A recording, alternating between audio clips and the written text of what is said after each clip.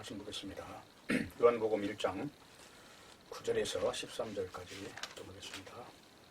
참빛 곧 세상에 와서 각 사람에게 비치는 빛이 있었나니 그가 세상에 계셨으며 세상은 그로 말미암아 지음받아 되었을 때 세상이 그를 알지 못하였고 자기 땅에 오매 자기 백성이 영접지 아니하였으나 영접하는 자 곧 그 이름을 믿는 자들에게는 하나님의 자녀가 되는 권세를 주셨으니 이는 혈통으로나 육정으로나 사람의 뜻으로 나지 아니하고 오직 하나님께로서 난 자들이니라. 아멘. 기도하겠습니다. 하나님 아버지, 오늘 이 시간에도 하나님의 말씀 속에서 진리의 길을 더욱 굳건히 하기를 원하오니 저희들의 영을 맑게 하셔서 신령한 하늘에 속한 세계를 발견하고 더 누리며 권세를 입는 시간이 되게 해 주옵소서. 예수님의 이름으로 기도합나이다. 아멘. 하나님께로서 난 자의 받은 권세라는 제목으로 말씀을 증거하겠습니다. 창세기 3장 15절에 보면은 여자의 후손과 뱀의 후손이 나오는데 그 여자의 후손은 예수 그리스도이고 뱀의 후손은 믿지 않는 세상을 말합니다. 그런데 이 믿지 않는 세상이라고 하니까 아예 성경을 등지고 사는 사람인 줄 아는데 요한복음에 보면은 유대인들을 일컬어서 믿지 않는 세상이라고 하고 있어요. 그러니까 성경을 아는 사람들이 두 부류로 나눠지는 거예요. 영접하는 자와 거절하는 자. 그런데 거절하는 이유가 행위를 주장하지 않고 믿음을 주장한다는 이유 때문에 거절을 하는 겁니다. 그러니까 오늘날도 뱀의 후손과 여자의 후손의 싸움, 진정으로 하나님의 자녀가 된 세력과 하나님의 자녀를 빙자한 종교인의 세력 간의 전쟁이 끊이지 않고 있는 것입니다. 예수님은 자신의 전 생애를 한마디로 정리하시기를 나는 아버지께로 와서 나는 다시 아버지께로 간다. 이렇게 말씀을 하셨습니다. 위의 말씀을 신자들에게도 동일하게 적용을 해보면은 이 썩을 육체에서 빠져나와서 구원받은 성도를 이제 신자라고 하는데 한결같이 신자들이 공통된 고백은 나는 하나님께로서 태어났다. 그 말을 하는 겁니다. 그런데 하나님께로 태어났다 하는 말은 십자가로 태어나는 걸 말하는 거거든요. 이게 행위로 태어나는 게 아니라 철저히 은혜로 태어나는 겁니다. 우리 창세기 1장부터 세상 만물을 만드신 하나님께서 하나님의 주권 아래에서 창조를 해나가시는 방식으로 피조물이 된 자를 말하는 거예요. 근데 문제는 선악과를 먹고 난 이 육체라고 하는 것은 전적으로 타락했기에, 다시 말해 시체의 상태에 있기에 여기 오늘 요한복음에 있는 이야기나 창세기에 있는 이야기나 똑같아요. 흑암이 깊음 위에 있는 상태에서 빛이 이제 드러나는 것이거든요. 흑암이 깊음 위에 있는 상태에서 빛이 있으라 했을 때 빛이 있었던 방식으로 지금 창조가 되는 겁니다. 그래서 성도라는 조건은 하늘 아버지께로 난 자이고 하늘 아버지께 났다 하는 얘기는 이 땅의 구조와는 전혀 다른 대척점에 서 있는 상태로 태어나는 것입니다. 그래서 그 길을 죽음이라는 관문이라고 하는 것을 넘어가라고 하는 거예요. 신령한 존재가 된다는 얘기는 다른 게 아니라 이 썩을 육체를 벗어나는 것을 신령한 권세를 받은 자라고 하는 겁니다. 그러니까 군뱅이가 나중에 탈피해서 이렇게 매미가 되는 것처럼 그렇게 변화되는 것을 신령한 존재로 영으로 태어났다 이렇게 말을 합니다.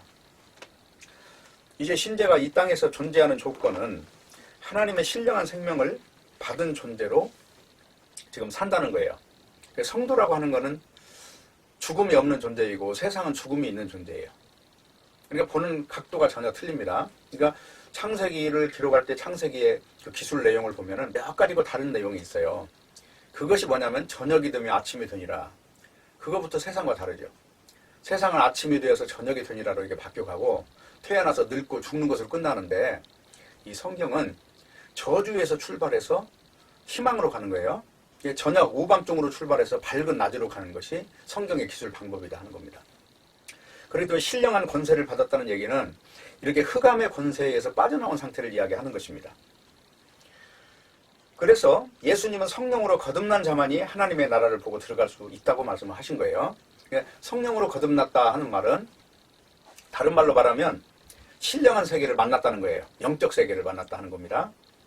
그래서 요한복음 3장 5절에 보면 예수님께서 대답하시되 진실로 진실로 네게 이르노니 사람이 물과 성령으로 나지 않냐면 하나님 나라에 들어갈 수 없느니라. 들어갈 수 없느니라 이전에 보면 하나님 나라를 볼 수 없느니라 그래요. 그러면 본다는 얘기는 뭐예요? 예수님이 하나님인 것을 본다는 얘기고, 그리고 예수님이 하시는 말씀이 실체로 보인다는 얘기죠. 그러니까 요한복음 3장 이전에도 예수님이 분명히 말씀을 하셨을 거 아닙니까? 기록되기는 이게 지금 AD 95년 이후에 기록된 책이지만은, 그러나 그 요한이 지금 증거하고자 하는 거는 지금 많은 부분이 생략이 되어 있다는 거예요. 요한이 왔을 때 예수님도 거의 비슷한 시기에 이제 공생애를 시작하기 때문에, 그리고 요한은 예수님보다 나이가 6살 6개월 이전에 태어났기 때문에 또 헤롯에 의해서 일찍 죽어요. 그러니까 젊은 인생에서 그냥 죽어버리는 사람이 이제 세례 요한이고, 예수님은 그 후에 계속해서 3년 동안 공생애를 거치면서, 중요한 것은 예수님이 이 땅에 오셔서 30살 될 때까지는 조용히 계시다가 중간중간 성전에 가서 사람들을 깜짝 놀래기는 하겠지만은 계시다가 본인이 이제 메시아임을 드러내기 시작한 것이 이제 요한복음 기록이에요. 그 1장에는 빛으로 기록하고 있고 2장에는 물로 포도주를 만드는 일을 하시고 3장에는 니고데모와 대화를 하는 내용을 통해서 예수님은 이 땅에 속한 이야기를 하러 온 게 아니고 영에 속한 이야기를 하러 왔다는 것을 지금 드러내시는 겁니다.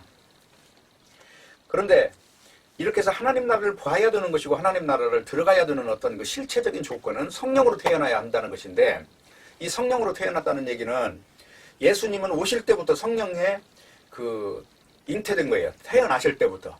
그리고 오셔서 성령에 이끌려서 마귀를 대적해서 이겼습니다. 마귀가 예수님을 유혹한 거 보면 마태복음 4장에 나와 있는데 3가지를 가지고 유혹해요.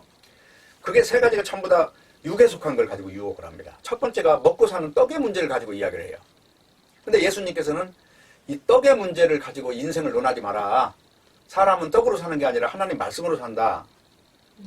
그리고 두 번째가 이제 뭐냐면 이제 종교를 가지고 이야기를 해요. 천하만국 영광을 보여주면서 야, 네가 나한테 굴복하면 내가 다 줄게.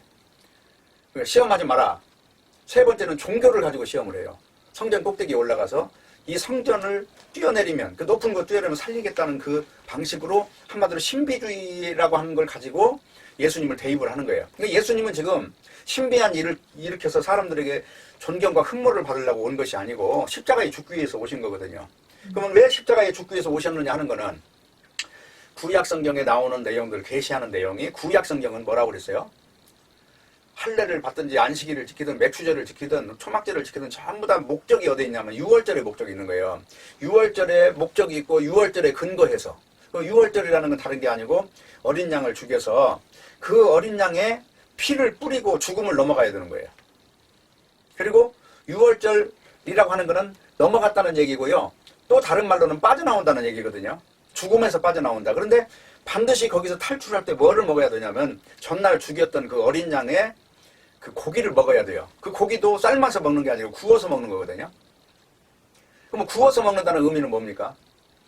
구워서 먹는다는 것은 바로 성령의 불로 태워진다는 것을 암시하고 있는 거예요.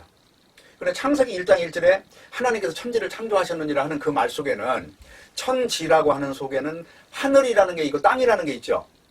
하늘과 땅이 이렇게 구분되는 거죠. 그러니까 예수님이 오셔서도 여기서 믿지 않는 자를 믿게 하는 방식이 아니에요. 하나님께서 이끄는 사람을 통해서 진리가 전해지고, 이 진리가 전해지는 그 사람을 마지막 날에 다시 살린다는 얘기는 뭐냐면 영생을 한다는 거거든요. 이 육체라고 하는 거, 이것은 의미가 전혀 없고 실체는 하나님의 생명은 영생이다. 하나님의 형상대로 만들어진 그 모습이 바로 영인데, 그 영이 선악과를 먹고 육이 됐다는 것이에요. 그러니까 성경은 육을 원수로 삼고 있어요. 계속해서. 로마서 8장이 그 이야기예요. 육신대로 살면 반드시 죽을 것이로도 영으로서 몸의 행실을 죽여야 산다는 이 말이, 그 몸의 행실을 죽인다는 얘기는 육신대로 살면이라는 말이에요. 그게. 그러니까 육신대로 살면이라고 하는 이 육신, 그것이 마태복음 4장 이야기예요. 3가지. 떡의 문제, 명예의 문제, 종교의 문제, 이 3가지를 가지고 이렇게 인간을 유혹해서 사망의 자식을 만든 것처럼 예수님도 이제 두 번째 마지막 아담으로 오셨는데, 그 예수님을 사탄 마귀가 첫사람 아담과 같이 시험을 하는 거예요. 근데 마지막 그 아담은 그 시험에 걸러 넘어지지 않은 겁니다. 그러니까 첫사람 아담은 걸려 넘어져서 육이 됐는데 마지막 아담은 걸려 넘어지지 않았기 때문에 육이 되지 않았다는 거예요. 그래서 천지를 창조하시니라 했을 때 이 하늘과 땅이라는 구분을 하는 것이 천지 창조의 방법이다. 그리고 하늘이라는 것은 영에 속한 세계이고 땅이라는 것은 육에 속한 세계이다. 그리고 둘째 날에 돼가지고 궁창 위의 물과 궁창 아래의 물을 나눠요. 그러면 궁창 위의 물이 저 하늘에 있는 비를 말하려고 하는 게 아니라 하늘에 속한 물을 말하는데 그것이 요한복음 4장에 보면 예수님이 내가 영원히 목마르지 않은 물이라고 했지 않습니까? 그 영원히 목마르지 않은 물이 하늘에 속한 물이에요. 그리고 땅에 속한 물은 수가성의 여인이 지금까지 야곱의 우물에 물길로 다니면서 이 목마르지 않으려고 하는 영원히 제사를 지내야만 될 수밖에 없는 이 인간의 실존을 땅에 있는 물 가지고 그 목마름을 채우려고 하는 형상으로 보여줬다 하는 겁니다. 그래서 요한복음 1장 1절부터 벌써 3장 4장으로 가면은 창세기 1장 이야기를 그대로 하고 있는 걸 알 수가 있어요. 그렇기 때문에 창세기 1장 1절, 1장 2절, 1장 3절을 쭉 읽어보면서 요한복음을 그대로 다시 요한복음에서 설명을 하고 있다는 걸 알 수가 있습니다. 그러면 요한이 지금 증거하고자 하는 것은 뭘까요? 왜 요한이 창세기 이야기를 요한복음에서 다시 재차 좀 더 근원적으로 예수님을 로고스라고 설명하면서 이걸 설명해 나갈까요? 그 이유는 예수님이 창조주라고 하는 것을 밝히기 위해서 그렇게 하신 겁니다. 그래서 중요한 것은 이렇게 신자가 인간의 입장에서 바라보는 신앙이 있고 하나님의 입장에서 바라보는 신앙이 있어요. 그러다 보니까 많은 경우에 거듭남이라는 말은 오해되고 있습니다. 어떻게 오해가 되고 있냐면 대표적인 오해가 죄인된 인간이 노력하면 선한 사람이 된다는 거예요. 죄 짓지 않고 깨끗하게 살면 의인이 되고 죄를 지은 순간부터 죄인이 된다고 하는 그런 관념으로 사는 겁니다. 근데 성경은 인간이 죄를 지을 수가 있고 없고 차원을 떠나서 아예 죄인이라고 하는 거예요. 다시 말하면 사과나무라는 겁니다. 사과나무에는 죽었다 깨나도 사과밖에 안 열려요. 죄인이라고 하는 거, 죄나무라고 하는 거는 죽었다 깨나도 죄밖에 안 열려요. 이 문제를 가지고 굉장히 오랫동안 기독교 안에서 이 싸움이 일어난 거예요. 그러다 보니까 성화론이라고 하는 것이 생겼는데 이 성화론이라는 이론은 다른 게 아니고 하나님의 형상을 이제 예수님의 이름으로 회복했으니까 믿고 난 뒤에는 죄를 안 진다 이런 이론이에요. 근데 성경은 로마서 7장에서 그런 말을 하거든요. 오라 나는 곤고한 사람이로다. 이 사망의 몸에서 뭐 건져내지 못한다는 인간 스스로. 그러면 사망의 몸이라는 것은 지난주에 말씀드린 바와 같이 원래 고대의 형벌인데 사람이 살인을 하면 그 살인한 사람과 죽은 시체를 묶어가지고 그 죽은 시체가 썩어서 없어질 때 이 살아있는 사람도 함께 썩어서 죽게 만드는 그 형벌이 바로 사망의 몸이에요. 인간은 육체를 가지고 있는 동안에는 이 사망의 몸에서 못 벗어나요. 그래서 로마서에서는 뭐라고 하냐면은 몸의 구속이라는 말을 쓰는 겁니다. 이 몸이 완전히 탈피돼가지고 예수님이 재림해가지고 완전히 신령한 몸이 되는 거 이걸 몸의 구속으로 이야기하는 거예요. 그 전에는 우리 인간이라고 하는 것은 전부 나를 위해서 내가 내 생리현상을 위해서 살게 돼 있어요. 배고프면 먹어야 되고 졸리면 자야 되고 남한테 무시받으면 기분 나쁘고 자존심 상하고 이 현상이 아예 없어질 수는 없는 거예요. 왜? 육체를 가지고 있으니까. 바늘로 찌르면 아프잖아요. 육체는. 그러면 아프다고 하는 게 당연한 거 아닙니까? 그런데 많은 사람들은 이 성경 이야기를 쉽게 말하면 로마서 6장 이야기 같은 경우를 죄에 거하겠느냐 그럴 수 없느니라 이런 이야기를 가지고 죄지면 안 된다 이렇게 이야기를 한다는 거예요. 근데 죄에 거하겠느냐 하는 이야기는 그 이야기를 잘 들어보면 세례받지 않은 상태를 말하는 겁니다. 세례라는 건 죽었다 살아나지 않은 사람을 그 사람은 지금 새 생명이 없으니까 죄에 거하고 있는 거죠. 그래서 로마서 6장은 로마서 5장을 전제하고 있어요. 사망의 왕노로 타는 세계 그거를 죄에 거하겠느냐 하는 거고 의가 왕노로 타는 세계를 의에 거하는 걸로 이야기하고 있단 말입니다. 그리고 이제 그 내용을 제대로 봐야 세례라고 하는 것이 이게 신자가 태어나는 결정적인 기준이라는 걸 알게 되는 거죠. 그리고 그것을 알아야 로마서 7장을 이해를 해요. 어떻게 해요? 내가 지금 육체를 가지고 있지만 나는 세례받은 사람이라는 거는 성령 세례를 이야기하는 건데 영으로 거듭났다는 거죠. 거듭났어도 우리는 어떻게 되냐? 옛날의 육체, 이 죽은 옛사람인 이것을 아직도 가지고 있어요. 언제까지? 예수님이 오셔서 신령한 몸으로 예수님처럼 완전히 변화될 때까지는 여전히 생리현상을 경험하면서 이 육체라고 하는 보암직하고 먹음직하고 탐스러운 이런 모습 안에서 제한된 삶을 살 수밖에 없다는 것입니다. 그것이 로마서 7장이고 그리고 로마서 8장으로 넘어가면 그런즉 그리스도 안에 있는 자에게는 자 이렇게 사망의 몸을 짊어지고 있지만 실제로 그리스도 안에 있는 자는 육은 가지고 있지만 영에 속한 자라는 거예요. 그게 로마서 8장이에요. 그리스도의 영이 있으면 너희는 육체를 가지고 있지만 영에 끌려가서 사는 사람을 일컬어서 그거를 성경에서는 거룩한 자, 쉽게 말하면 산자라고 이야기를 하고 있다는 겁니다. 그런 내용으로 이제 성화론이라는 이야기가 좀 더 깊이 보면 이건 치명적인 문제가 있다고 볼 수밖에 없어요. 이 성화론이라고 하는 것을 함부로 받아들이면 안 돼요. 그러니까 역사를 거쳐오면서 뭐 종교 개혁한 사람들이 다 옳다고 말하기는 어려운 거죠. 독일의 루터, 스위스의 쭈잉글리, 프랑스의 칼빈 이런 사람들이 종교 개혁의 주체들이지만 그러나 성경을 정확하게 봤다고 이렇게 말하기는 어렵다 하는 것입니다. 그럼에도 불구하고 성경은 그 이야기를 하고 있어요. 그래서 지금 로마서를 해석할 때 가장 문제가 되는 것이 로마서 6장이라는 이야기를 제가 수없이 말씀드렸어요. 로마서 1장은 이방인의 죄, 2장은 유대인의 죄, 3장은 천하만국에 있는 인간들의 죄. 근데 그 인간들이 로마서 3장 24절에 보면 그리스도 예수께 십자가의 죽으심으로 다 구원했다고 하는 거거든요. 그 죄 아래 있는 존재를 예수님의 십자가 그 능력 하나로 구원했다는 거거든요. 그래서 믿음이냐 행위냐를 다룰 때 로마서 4장에는 아브라함 봐라. 아브라함이 하나님의 말씀을 믿음으로 말미암아 의롭다 됐다는 것이에요. 그리고 5장에 넘어가면 그러므로 하나님과 더불어 화평을 누리라는 겁니다. 5장에 넘어가면 너희들이 율법 아래 있지 않고 은혜 안에 있으니 다시 말해 행위 아래 있는 게 아니라 예수 그리스도 십자가 하나로 이루어진 완성된 이 세계를 누리고 있으니 하나님과 이미 화목이 된 것이다. 그러면서 로마서 6장으로 넘어가는 거예요. 로마서 5장이 그래서 율법이냐 행위냐 은혜냐 그리고 사망의 왕이냐 의의 왕이냐 이걸 가지고 이야기하면서 어떤 족보에 속했느냐를 따지고 있는 거예요. 그러면서 마태복음에 보면 인간 족보가 쭉 나오는데 그 인간들 족보가 한결같이 아주 이상한 족보라는 거예요. 네? 유다는 다말에게서 베레스와 세라를 낳는데 그 유다는 다말의 시아버지인데 어떻게 시아버지가 며느리하고 동침을 해서 또 자식을 낳는데 그 자식의 그 족보 안에서 예수님이 나오냔 말이에요. 베레스라고 하는 족보를 쭉 읽어보면은 베레스는 세라를 낳고 세라는 뭐 남을 낳고 남은 아미나답을 낳고 하면서 그 마태복음에 쭉 나오는 족보를 읽어보면 참으로 이상하다는 거예요. 네?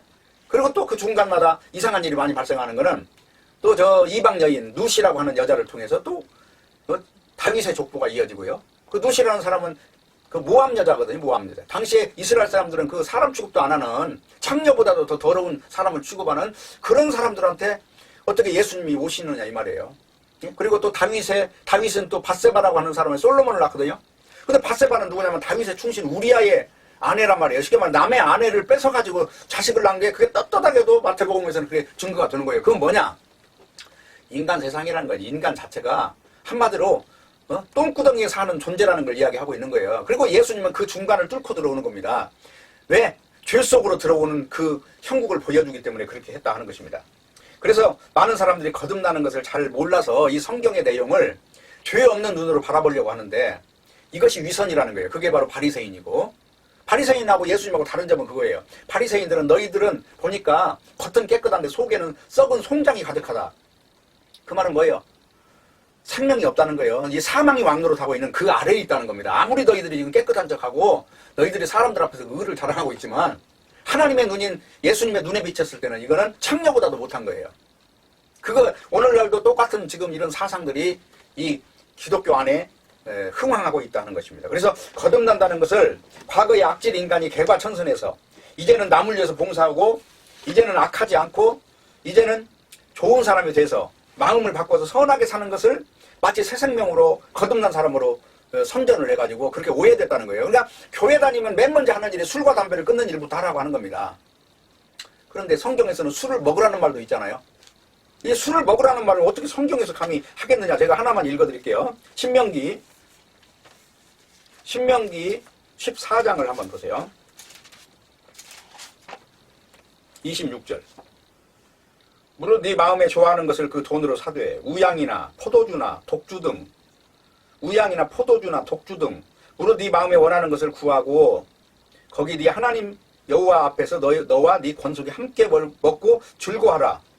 11조 낸 돈을 가지고 포도주와 독주를 사서 더군다나 여호와 하나님 앞에서 먹고 즐거워하라. 이렇게 지금 나와 있는데 과연 술이라는 것이 그렇게 악의 조건일까요?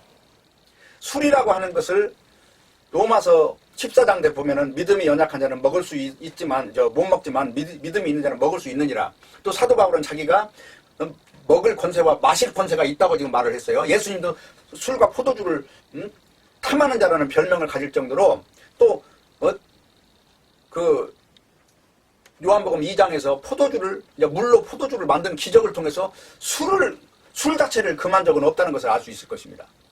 그러면 우리가 신앙생활을 하면서 과연 이 신앙의 정체가 뭐고 신앙이라고 하는 그 신앙인을 정의할 때 그 구체적인 정의 기준이 뭐냐 하는 것들이 그렇게 중요한 거예요. 악이 뭐냐 선이 뭐냐 성경에서 말하는 선과 악이라고 게 선으로 악을 이겨라 그랬을 때도 보면 이런 개념으로 생각을 하는 거예요.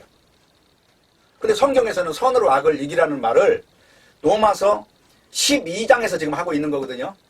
로마서 12장은 뭡니까? 너희 몸을 하나님이 기뻐하신 산제사로 드리라고 그러죠. 그러면 산제사로 드리라는 말은 로마서 11장에 보면 모든 것들이 이 만물이 하나님께로 나와서 하나님으로 말미암고 하나님께로 돌아가민이라는 말을 하고 난 뒤에 산제사를 드리라고 그래요. 그러면 그 로마서 11장은 뭡니까? 로마서 8장까지가 성령을 받은 걸 이야기하고 있고 9장 10장까지가 뭘 말하면 유대인이 지금 어떤 정체냐 이스라엘 민족이 도대체 왜 하나님께 부름을 받았는데 그 사람들은 진정으로 예수님을 믿지 못하고 왜 저렇게 율법에 빠져있느냐 이 문제를 다루고 있는 거거든요. 그래서 로마서 10장에서는 하나님의 의가 있고 자기 의가 있는데 그들이 자기 의 때문에 하나님께 열심히 있지만 지식을 쫓은 것이 아니라 하나님의 의를 모른다는 거예요. 지식을 쫓지 않는다는 것은 성경을 모른다는 거죠. 세상 지식을 쫓는 게 아니라 이 하나님이 계시한 말씀을 지금 제대로 모르니까 예수님을 믿지 않고 예수님이 십자가 필요 없이 내가 깨끗하게 살면 하나님이 그때 점수를 준다고 생각하는 거예요. 그러니까 이 사상에는 성화론이나 다 똑같은 거 아닙니까? 그래서 인간의 의지로 결심하고 작심하고 마음속에 죄를 감추고 참고 억제하는 이것을 일컬어 신앙으로 생각해요. 죄 속에서는 극단적인 상황에 딱 도달하면 한계가 찾아오면 본성이 나오는데 아무리 거룩한 목사라고 해도 담임 목사 직위 박탈하고 자식들 이 교육비 다 뺏어버리고 도서비 다 뺏어버리고 하면 그때 막 화가 나가지고 교회들이 분란이 나고 난리가 나잖아요. 왜? 자기가 지금까지 이거 쏟아부은 게 얼만데 내가 이대로 놓고 나가겠느냐. 자기 육신적인 이런 아까움 때문에. 그래서 교회가 그냥 세상에서 얼마든지 욕을 먹어도 그냥 오케이 그래도 나는 개는 짖어라 그래도 기차는 간다 하는 방식으로 이게 오늘날 지금 세습이라고 하는 것이 다 그런 문제 아니에요? 내가 지금 이 지어놓은 건물이 도대체 얼마짜리인데 이거를 놓고 나와. 사람들이 아무리 욕해도 나는 이걸 포기할 수 없어. 이런 것들이에요 다. 그러니까 극단적인 상황에 딱 하면은 본성이 딱 나와서 이 육의 행동을 한단 말입니다. 이 육신의 행동을. 솔직히 육이 완전히 탈피됐다면은 그런 행동할 필요 없죠. 먹고 사는 문제, 입고 사는 문제가 해결이 다 돼버린 상황에서 그런 것에 매일 필요가 없지 않습니까? 그러나 육이라고 하는 것의 한계가 거기에 있다. 그래서 꾸정물이라고 하는 거 옛날에 돼지한테 주는 물을 가만히 놔두면요 이 맑은 물처럼 보여요. 근데 실제로 거기서 이 막대기를 휘휘 저으면 그게 속에서 시커먼 게 올라온다. 이 꾸정물이에요. 인간 자체가 이 꾸정물이란 말이에요. 아무리 자기가 죄를 감췄다 해도 본질적인 죄, 이 육체를 가지고 있는 이 육신의 여기 로마서 8장을 한번 읽어보세요. 이게 지금 문제란 말이에요. 이게 우리가 뭐가 문제냐 하는 것은 로마서 8장에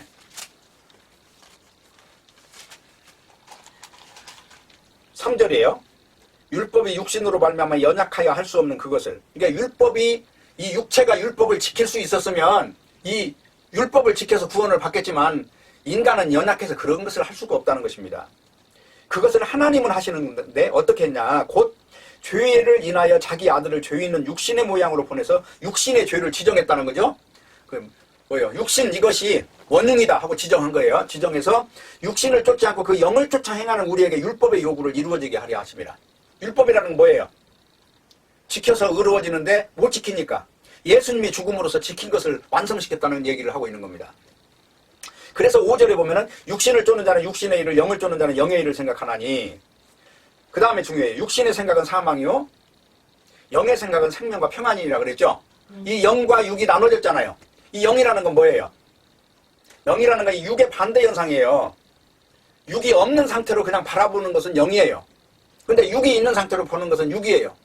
그래서 육이라고 하는 게 진짜로 믿어진 사람은 이거 육신을 쫓는 사람이고 예수님이 십자가에 죽었다 부활하신 그 신령한 세계가 진짜라고 믿는 사람은 영을 쫓는 사람이에요. 그러다 보니까 이 당시에도 지금 여기 로마서 8장이 딱 지나가면 바로 이제 이스라엘 사람들의 문제를 다루거든요. 그 사람들이 왜 예수를 믿지 않았냐 그러면 율법을 지키면 의로워지는 줄 아는 사상에서 못 벗어난 거예요. 그러면 율법을 지키는 사상은 인간 육체를 가지고 충분히 선하게 살 수 있다고 믿는 것이죠. 그 사상과 이건 육체는 포기한 사람과의 사상은 이게 충돌이 된다 하는 겁니다. 그것이 로마서 10장이에요. 10장 1절을 보세요. 형제들아 내 마음에 원하는 바와 하나님께 구하는 바는 이스라엘을 위함이니 곧 저희로 구원을 얻게 함이라. 예, 이스라엘 사람들은 지금 구원을 얻었어요? 못 얻었어요? 못 얻다는 하나님한테 간절히 원하는 바가 있다는 거예요. 왜 이게 구원 못 받았냐 그랬더니 2절 보세요.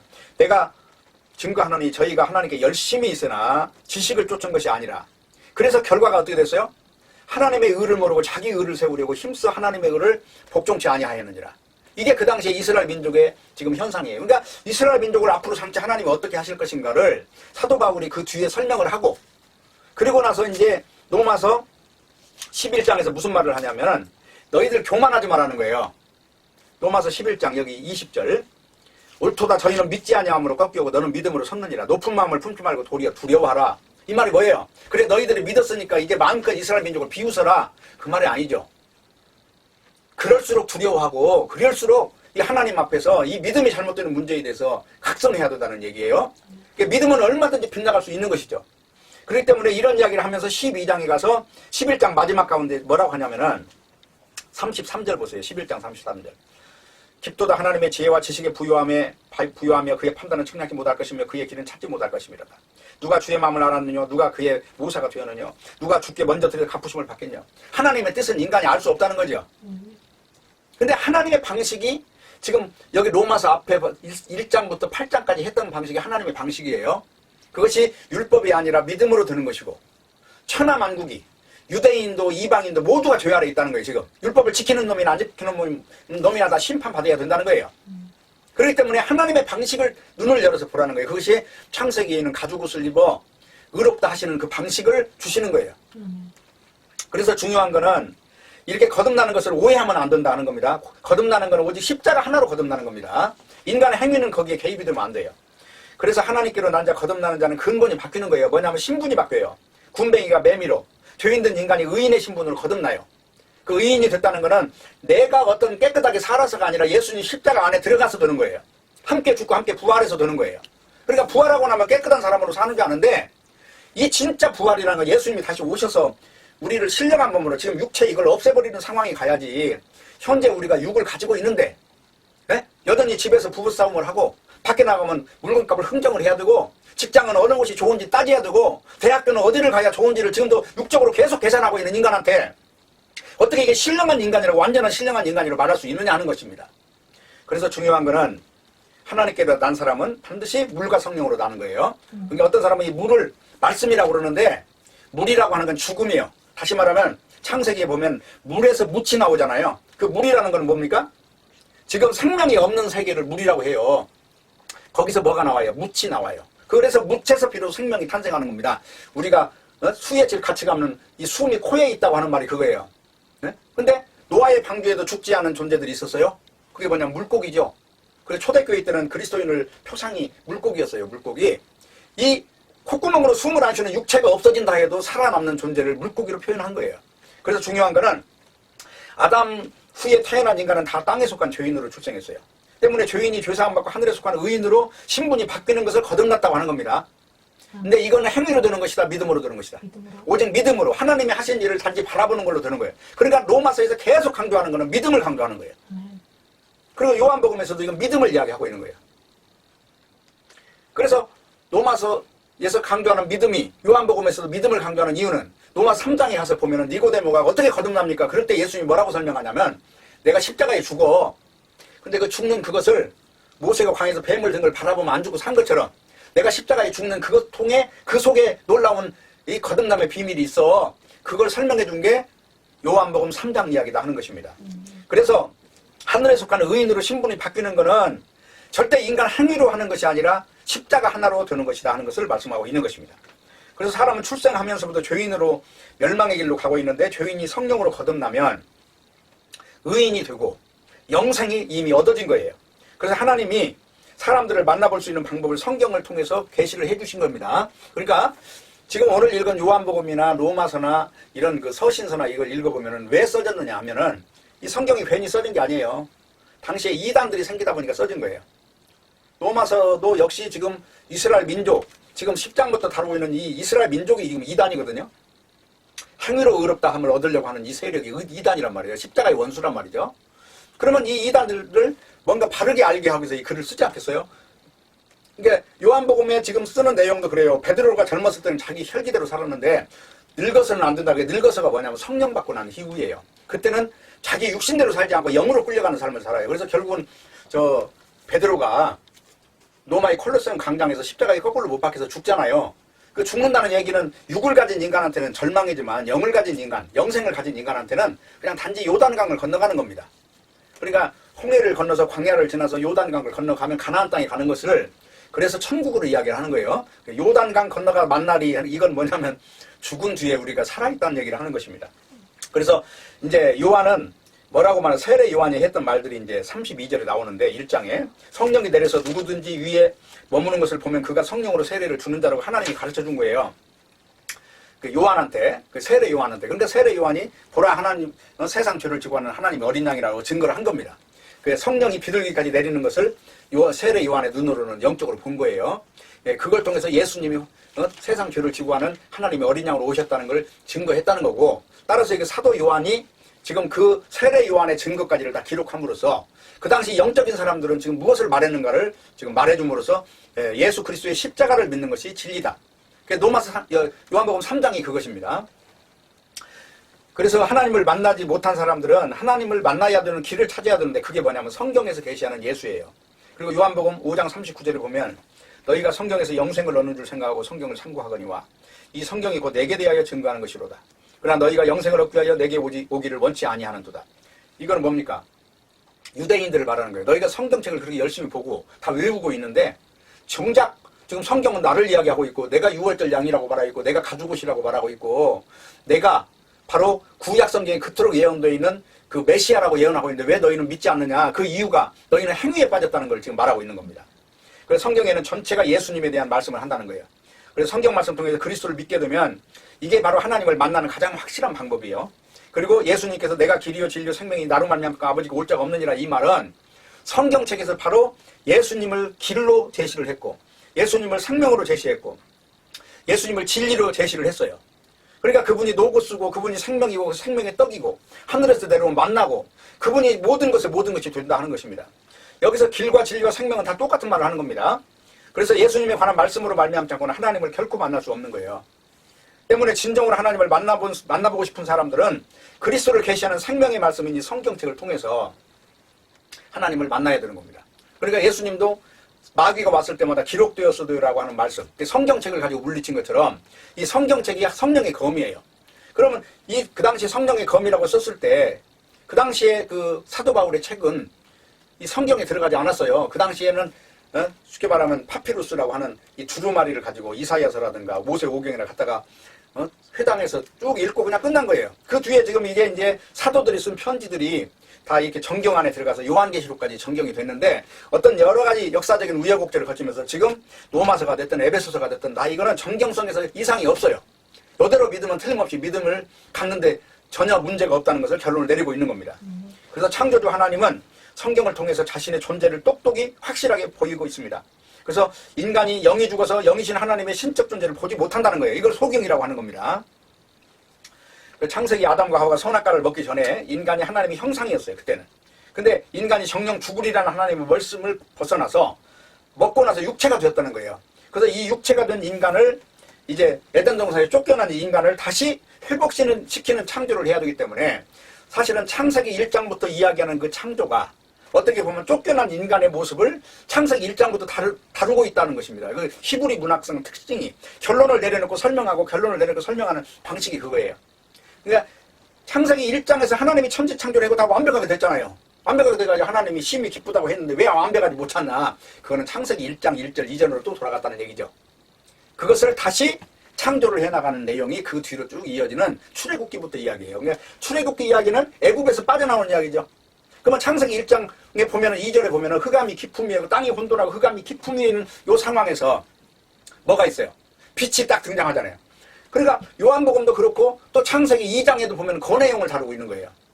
그래서 창세기 3장에는 더 구체적으로 이제 인간 속에 이제 들어온 죄의 어떤 그 형태가 어떻게 나타났고, 그래서 어떻게 하나님한테 쫓겨났고, 쫓겨난 존재가 이제 출애굽기로 딱 넘어가면 창세기 49장에 가면은 이제 그 이스라엘 민족 12아들들이 나오는데, 첫째 아들이 느우벤, 시므온, 레위, 유다, 뭐 스불론, 갓, 뭐 단, 뭐 쭉 해서 12명의 자식이 나오는데, 그 자식들이 12명 자식들 중에서 유다라고 하는 사람을 통해서 예수님이 오겠다고 그래요. 그래서 유대인이라고 하는 겁니다.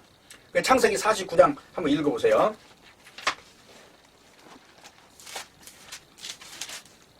창세기 49장 9절이에요.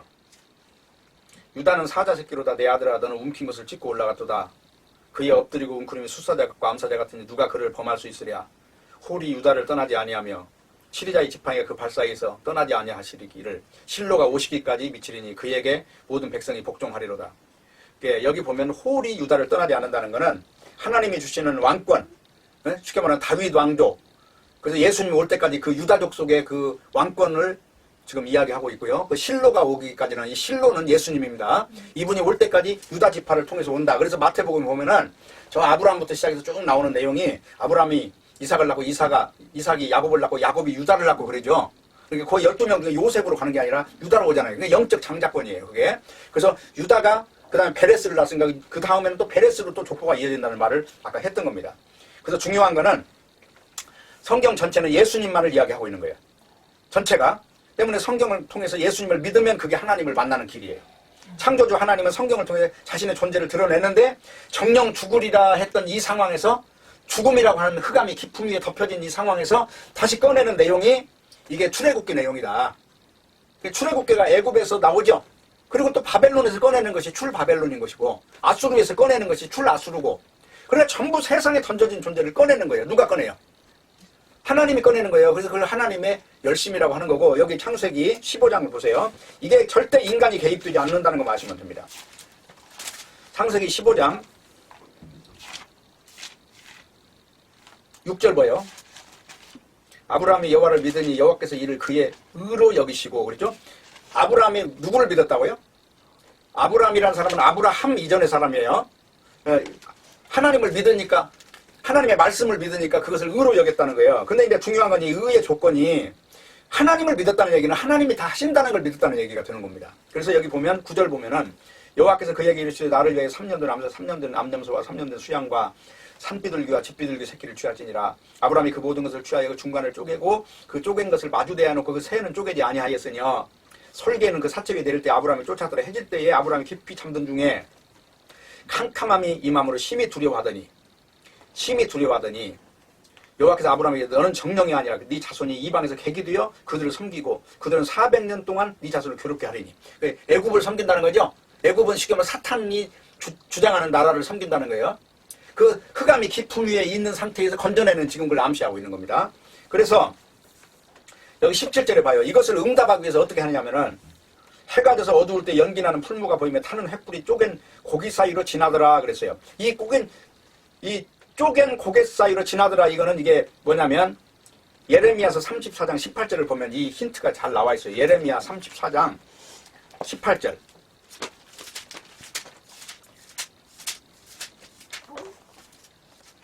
보면은요, 송아지를 둘에 쪼개고 그 두 사이로 지나서 내 앞에 언약을 세우고 그 말을 실행치 아니하여 내 언약을 범한 너희를, 곧 쪼갠 송아지 사이로 지난 유다 백성들과 예루살렘 방백들, 환관들과 제사장들과 이 모든 자들을, 21절, 내가 유다 왕 시드기야와 그 방백들의 그 원수와 손과 그 생명을 찾는 자의 손과 너희에게서 떠나간 바벨론 왕의 군대의 손에 붙이리라. 뭐냐면 하나님의 언약을, 하나님이 홀로 이루신다는 이 언약을 잊어버린 자들, 이런 자들은 바벨론 왕 밑으로 다시 집어넣겠다는 얘기죠. 사탄의 자식처럼 만들겠다는 얘기잖아요. 그러니까 여기 지금 나오는 횃불이 쪼갠 고기 사이로 지나간다는 것은 하나님이 홀로 이스라엘 민족을 선택해서 하나님이 살아계신 걸 보여주셨는데, 이 이스라엘 민족이 하나님을 인간의 의가 개입되는 줄 알았어요. 쉽게 말하면 하나님 홀로 이루시는 이 일을 믿지 못하고, 쉽게 말하면 인간의 의를 내세우는 그 이방 민족까지 됐어요. 이방 민족이 다른 점은 딴 거 아니에요. 그게 창세기 11장, 12장 그 전에 쭉 보면은 누가 나오냐? 니무롯이 나오잖아요. 니무롯이 바벨 왕이에요. 바벨론 왕. 그 바벨론 왕이 니무롯이라는 얘기는 그게 사탄을 쉽게 말하면 땅의 형상화된 게 니무롯이란 말이에요. 땅의 육체의 힘이 장엄하고 처음 나는 영걸이었으니까 육체적인 힘 하나로 사는 사람이란 말이에요. 그 바벨론 왕이 니무롯인데 그 니무롯 왕의 자식이 되게 만드는 거다. 그것이 다시 애굽으로 가는 거고 그게 바벨론으로 가는 거고 아수르로 가는 거고 세상으로 가는 거예요. 그것을 성경에서는 이 꺼내주는 일을 세상 지금 아까 말한 니무롯이라는 사람이 얼마나 종교적으로 뛰어난 사람이냐 하면은 바벨탑을 쌓았다는 걸 보시면 알 거 아니에요. 바벨탑이 뭐냐면 신의 문을 만들었다는 거예요. 당시에 니무롯이 알았다는 거는 신이라는 건 하나님이지 딴 분이 아니에요. 그 바벨론 왕 니무롯이 섬겼던 그 신이 내용이 달라서 신이 이상해지는 거지. 그 처음에 그들이 노아로부터 들었던 이야기 그런 이야기들은 다 그런 걸 지금 내면에 다 가지고 있다는 겁니다. 그러니까 셈족이 됐든 함족이 됐든 야벳 족속이 됐든 다 노아가 하나님이 하신 일을 다 말을 해줬을 거 아니에요. 근데 함은 믿지 않았더라. 함은 믿지 않으니까 은혜를 덮어준 게 아니라 까발렸단 말이에요. 인간의 죄를 까발리는 행동을 하고 다니다. 그게 까발렸다는 얘기는 뭐예요? 그게 오늘날 종교인 아닙니까? 깨끗하게 살고 죄 지면은 죽이고 죄 안 지면은 의인인 줄 알았던 이런 모습이잖아요. 사과나무에는 사과밖에 안 열리는데 사과나무에서 배가 열린다고 지금 주장한 사람들이 아닙니까? 그래서 결국은 창세기 이 15장 17절에 있는 이 일방 언약이 그대로 완성이 돼야 됐던 거예요. 그래서 그걸 믿고 여기 이제 나중에 여기 17장에 가면은 아브라함이 99세가 됐어요. 그래가지고 사라가 그럽니다. 내게 아들이 있으리라 그러니까 웃어요. 거기서 비웃고 있어요. 그런데도 이 비웃는 걸 통과해서 하나님이 이 언약을 이루신단 말이에요. 그러니까 창세기 17장에 가면 이 내가 다 이루리라 이것이 여기서 6번이나 등장을 해요. 하나님 홀로 이루신다는 말이. 그것이 결국은 이삭이 100살 돼가지고 자식이 태어나는 거나 그건 하나님의 언약이 완성됐다는 얘기죠. 또 예수님이 십자가에 죽어서 이 가죽옷 되시는 참된 메시아가 온다는 언약이나 이게 다 동일한 언약인 거예요. 그래서 그것이 완성됐다 하는 거기 때문에 이걸 믿으면 되는 겁니다.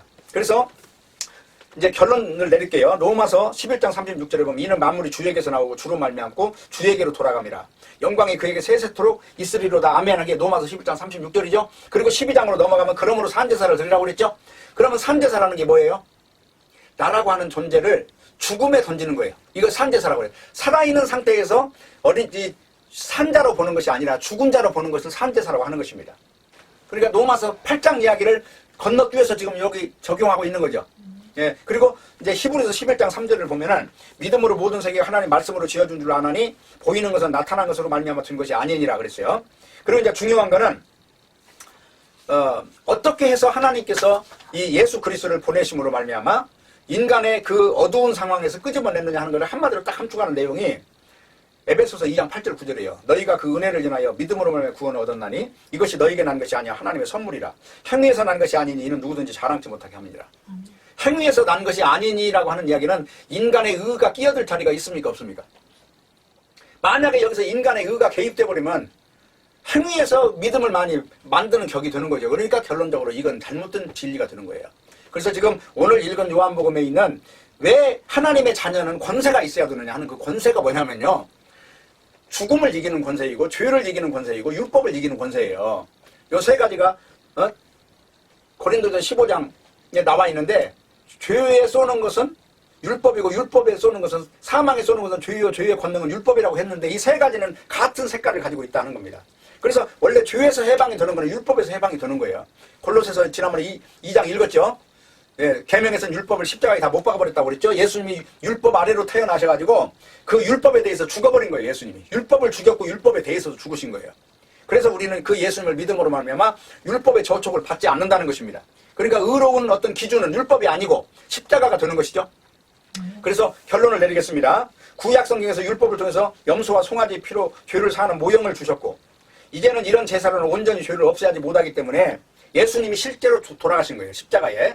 그 내용을 다루는 것이 이제 수가성의 여자가 요한복음 4장에 보면은 물을 먹으려고 다녔던 그 행위를 제사로 이야기를 하고 있어요.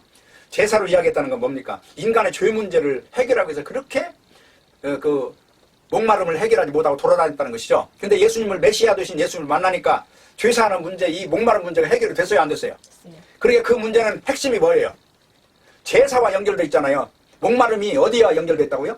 제사와 연결되어 있고 그 당시에 이 수가성의 사마리아 여인은 그리심산에서 제사를 지는데 그리심산이라고 하는 것은 거기 축복산이란 말입니다. 에발산과 그리심산이 있는데 그 사마리아 여자들은 이걸 영적 이해를 잘 못해가지고 에발산에서 제사를 드리라고 했는데 그리심산에 가서 제사를 지르는 이런 엉뚱한 짓을 하고 있었던 거예요. 진짜는 에발산에 가서 딱 앉아야 되는데 잘못돼가지고 그리심산에 가서 제사 드리면은 인간의 행복이 오는 줄 알았다는 거예요. 이 영적 암시가 그래요. 그래서 이런 모든 것들을 놔버리고 하나를 딱 알려면 요한복음 6장 38절이에요. 내가 하늘로서 내려온 것은 내 뜻을 행하려 함이 아니요 나를 보내신 이의 뜻을 행하려 함이니라. 나를 보내신 이의 뜻은 내게 주시는 자 중에 내가 하나도 잃어버리지 아니하고 마지막 날에 내가 다시 살리는 이것이니라. 아멘. 마지막 날은 언제예요? 이것이 예수님이 오시는 때예요.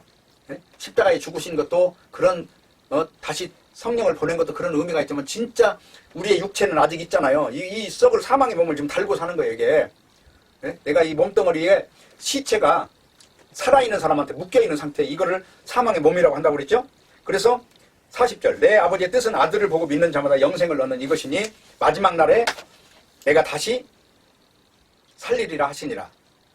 자기가 하늘로서 내려온 떡이라 하심으로 유대인들이 예수께 대해 수군거리고 있었더라. 그래서 42절부터 보면은 요셉의 아들 예수가 아니냐 그 부모를 우리가 아는데 제가 지금 어찌하여 하늘로서 내려왔다 하느냐. 그러니까 유대인들이 볼 때는 이 요셉과 마리아 사이에 태어난 걸 알고 있는데 자기를 하늘에 내려왔다 그러니까 유대인들은 예수님을 그냥 육으로 봤다 하는 겁니다. 그래서 그 뒤에 쭉 읽어보면 예수께서 대답하여 가되 너희는 서로 수군거리지 마라. 나를 보내신 아버지께서 이끌지 않으면 아무라도 내게 올 수 없으니 오는 그를 내가 마지막 날에 살리리라. 여기서 아무라도 내게 올 수 없다는 얘기는 일반 언약이 이루어지는 거예요. 하나님의 열심으로. 그러니까 우리가 믿음도 우리한테 나온 게 아니에요. 우리는 믿음이라는 거 아예 자체가 없었던 존재를 하나님의 열심으로 지금 믿음이라는 것을 만들어내신 거예요. 이걸 일반 언약이다 하는 것이다. 선지자의 글에 저희가 다 하나님의 가르침을 받으리라 기록되어 있은즉 아버지께 듣고 배운 사람마다 다 내게로 오느니라. 그러니까 성경을 바로 앉자마다 다 예수를 믿고 십자가 복음 아래 가는 거지. 마귀한테 배운 자들은 다 유대인처럼 이런 식으로 바라봐요. 예수 그리스도의 온전한 분량까지 잘하라고 그러니까 그 예수님이 뭐 아주 인격적으로 대단한 그런 줄 알지만 예수님도 노끈으로 채찍을 맞아 사람을 때리기도 하고 바리새인한테 이 독사의 새끼들이라는 욕도 하고 한국 사람들 말로는 그 개새끼라고 욕하는 것보다 더한 거예요. 그게 인격적인 걸 다루지 않는다. 이거 영적인 것이다. 어디까지나 이런 걸 분명히 해야 된다는 것을 아셔야 돼요. 진실로 진실로 네게 이르노니 믿는 자는 영생을 가졌나니 내가 곧 생명의 떡이로다. 너희 조상들은 광야에서 만나를 먹었어도 죽었거니와 이는 하늘로서 내려오는 떡이니 사람으로 하여금 먹고 죽지 아니하게 하는 것이니라. 나는 하늘로서 내려온 산떡이니 사람이 이 떡을 먹으면 영생하리라. 그러니까 영생의 방법, 하나님의 자녀로 태어나는 길, 거듭나는 길은 뭐예요? 전부 예수님의 몸을 먹고 예수 피를 먹어야 되는데 그건 다른 말이 아니라 믿으라는 얘기잖아요. 언제 우리가 예수님 피를 그릇으로 마셨습니까? 천주교에서는 이걸 화채설이라고 해가지고요. 이걸 기념설이라는 개념이 아니라 화채설로 마치 이걸 먹을 때 이게 예수 피로 먹는 줄 알아요. 그런 것들이 이 진리의 차이 때문에 이게 분리가 될 수밖에 없다는 겁니다. 나는 하늘로서 내려온 산떡이니 사람이 이 떡을 먹으면 영생하리라. 나의 줄 떡은 곧 세상의 생명을 위한 내 살이로다 하시니 이러므로 유대인들이 서로 다투어가로 이 사람이 어찌 능히 제사를 우리에게 주어 먹겠냐. 말이 어떻게 지가 육으로 생각하니까 영으로 보지 못하고 육으로 생기니까 그냥 그대로 물리적으로 생각하는 거예요. 그러니까 니고데모가 생각하는 거하고 똑같죠. 예수께서 이르시 내가 진실로 너희는 인자의 살을 먹지 않고 인자의 피를 마시지 않으면 너희 속에 생명이 없느니라. 내 살을 먹고 내 피를 마시는 자는 영생을 가졌고 마지막 날에 내가 그를 다시 살리리니 내 살은 참된 양식이요 내 피는 참된 음료로다. 내 살을 먹고 피를 마시는 자는 내 안에 거하고 나도 그 안에 거하나니 살아계신 아버지께서 나를 보내심에 내가 아버지께로 인하여 사는 것 같이 나를 먹는 그 사람도 나를 인하여 살리라. 이것은 하늘로서 내려온 떡이니 조상들이 먹고도 죽은 그것 같지 아니하여 이 떡을 먹는 자는 영원히 살리라. 그렇기 때문에 예수의 피가 영생의 능력인 겁니다. 바로 이 피를 먹은 자를 일컬어서 다시 태어난다고 하는 거예요. 그러니까 지금까지 내 삶이 예수의 피를 먹음으로 예수 생명이 들어와서 그 예수 생명이 주가 된 겁니다.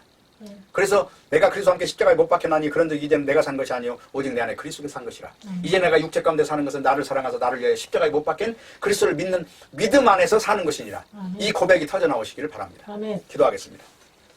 하나님 아버지 감사합니다. 오늘 또 말씀을 통해서 예수 그리스도만이 진리고 십자가만이 절대라고 하는 사실을 들었습니다. 이제 이 믿음 안에 굳건히 있어서 사람들을 행위로 보지 말고 믿음으로 보는 시각을 열어주시고 더욱더 이 세상을 우리가 사탄이 장악한 세상을 분별하고 이 진리와 비슷한 가짜 복음을 분별해서 주님 나라 갈 때까지 온전한 신앙으로 주님만 찬양하는 자 되게 해 주옵소서. 예수님의 이름으로 기도하옵나이다. 아멘.